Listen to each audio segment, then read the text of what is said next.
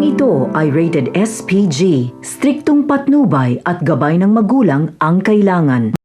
Si Olga na nga mismo ang gagawa ng paraan upang hindi makarating kay Ramon ang impormasyon tungkol sa pag-iimbestiga nito kay David dahil sa kapalpakan nga ni David at hindi ito malinis magtrabaho.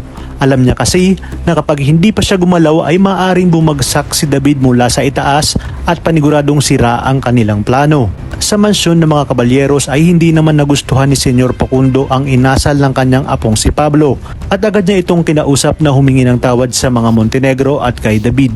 Ayon kay Senyor, kinakailangan lang nilang makuha ang loob ng mga Montenegro para maging kasosyo nila ito sa negosyo.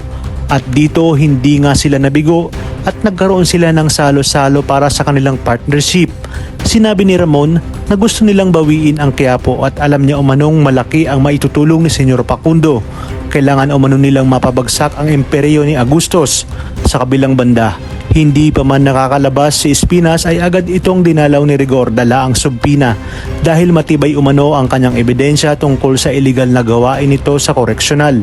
Hindi naman inaasahan ni Olga na sa muli niyang pagdalaw sa Quiapo ay muling magkukrus ang kanilang landas ng mag-asawang sina Marsing at Nita. Kaya naman agad na sinabi ng mag-asawa na hindi Beng ang pangalan nito kundi si Olga na siyang ikinagulat ni Marites at napagtanto niya na tama ang hinala ni Latinding at Noy. Palaisipan nga kung ano ang pakay nito sa biglaang pagpasok sa kanilang pamilya.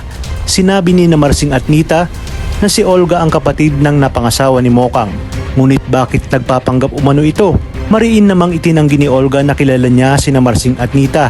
Baka umano, kamukha niya lang ang tinutukoy ng mag-asawa. Sa kabilang banda, nang malaman ni Espinas na nakatakas si Tanggol ay pumabor nga sa kanya upang walang mahanap na butas sa kanya si Rigor.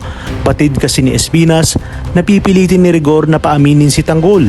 Sa paglipas ng mga araw ay magkukrus ang landas ni Tanggol at Ramon na siyang ikakagulat ni Ramon. Si Tanggol kasi at Marcelo ang kanang kamay ni Senyor Facundo. Anumang iwas sina Olga at David ay tadhana na nga ang gumagawa ng paraan upang magkita ang tunay na mag-ama.